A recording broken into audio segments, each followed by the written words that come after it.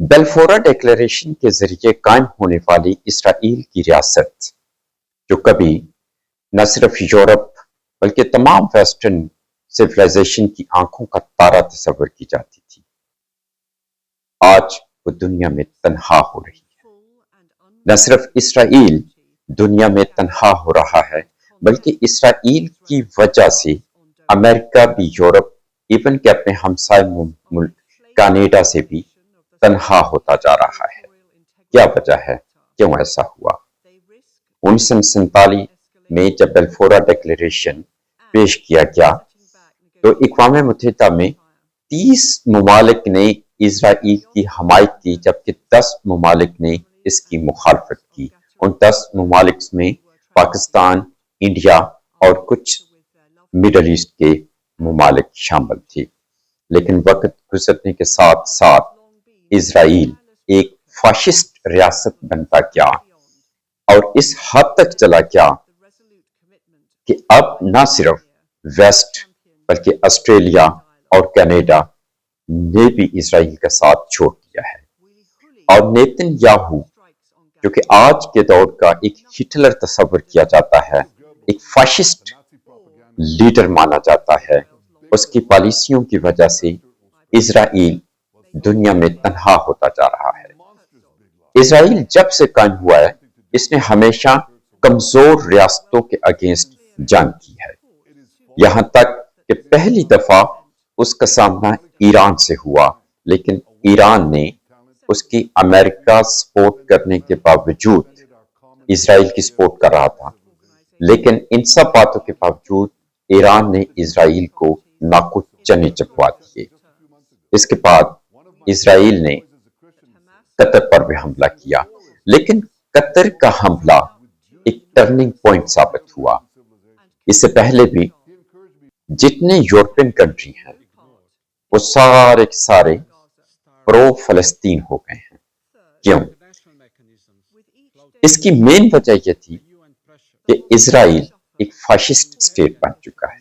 Israel किसी की कोई परवाह नहीं करता, यहां तक कि अमेरिकन प्रेसिडेंट ट्रंप की वो बात नहीं मानता।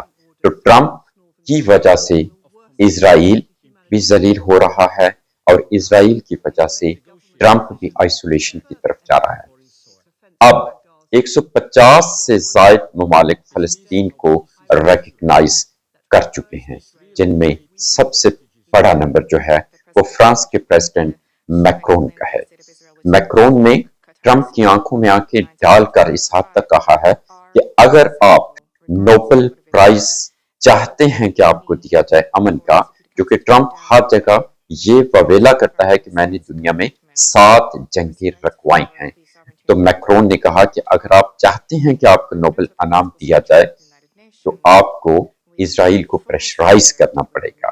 इसराइल जो फलस्तीन में जिनोसाइड कर रहा है उसको रखवाना पड़ेगा। अगर आप ये नहीं रखवा सकते तो फिर आप नोबेल प्राइज के हकदार नहीं हैं।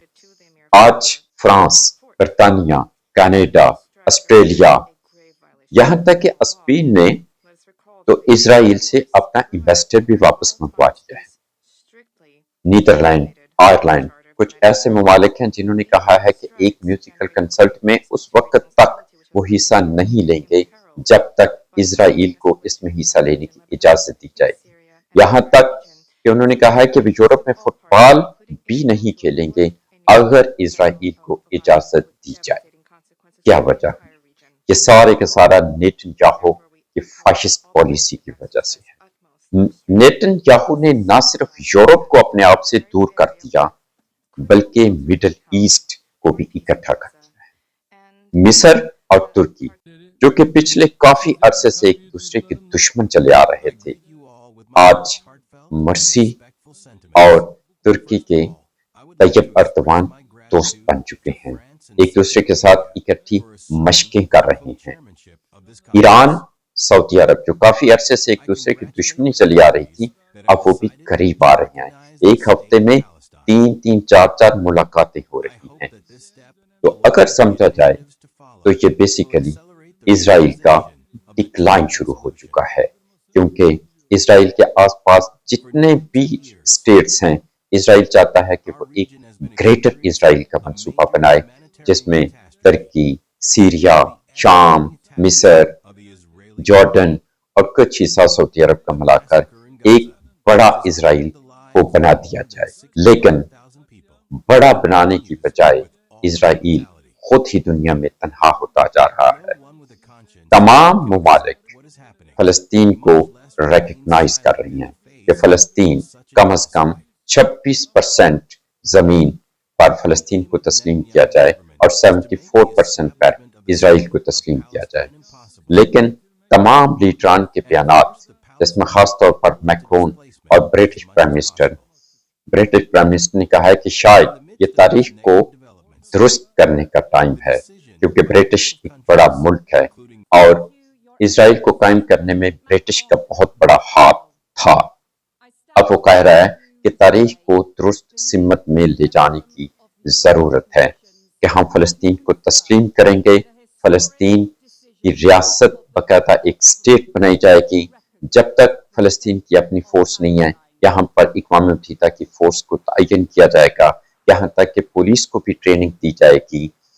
لیکن اسرائیل کے پرائم منسٹر نیتن یاہو کہتا ہے کہ جو فلسطین کو تسلیم کر رہے ہیں بیسیکلی اسرائیل میں قتل ہونے والے یہودیوں کے خون میں برابر کے شریک ہیں۔ یہی وجہ ہے کہ اسرائیل تنہائی کی طرف جا رہا ہے اور ٹرمپ آہستہ آہستہ مڈل ایسٹ کو بھی کھو رہا ہے۔ مڈل ایسٹ جو کہ عراق کی جنگ کے بعد سعودی عرب، قطر، UAE ان تمام کنٹریز نے امریکہ پر ریلائی کیا اور امریکہ کو اپنا گرینٹر مانا، لیکن قطر پر حملہ کرنے کے بعد اسرائیل کی وجہ سے امریکہ اپنے پرانے الائز آہستہ آہستہ کھو رہا ہے، اور دوسری طرف فلسطین کو لوگ تسلیم کر رہے ہیں کہ قانون قدرت ہے، کچھ عرصے تک دنیا کا پہیہ ایسے ہی چلتا رہتا ہے اور چلنے کے بعد شاید انشاءاللہ اسرائیل کا پہیہ اب دوبارہ نیچے آ جائے گا۔ نیتن یاہو جو اس وقت مڈل ایسٹ میں ہٹلر بنا ہوا ہے، لیکن جب ہٹلر بھی پیک پر پہنچا تھا تو تمام یورپ نے اس کا قلعہ کما کر دیا، اسی طرح نیتن یاہو بھی اس وقت نہ صرف مڈل ایسٹ بلکہ یورپ تمام اس کے پیچھے پڑ گیا ہے کہ یہ ایک دوسرا ہٹلر ثابت ہو رہا ہے۔ حماس کو ختم کرنے کے پیچھے پڑا تھا، لیکن حماس کے 25,000 فائٹر تھے، آدھے سے زیادہ تو اس نے قتل کر دیے، لیکن اتنے انہوں نے دوبارہ بھی بھرتی کر لیے۔ اگر دیکھا جائے تو حماس کو وہ ختم نہیں کر سکا، یہ میکرون کا رہا ہے۔ فرانس کا پریزیڈنٹ میکرون نے کہا ہے کہ حماس کو اتنی زیادہ بمباری کے باوجود بھی اسرائیل ختم نہیں کر سکا۔ ناظرین، یہ تھا آج کا ہمارے ویڈیو، پسند آئے تو ہمارا چینل سبسکرائب ضرور کریں۔ خدا حافظ۔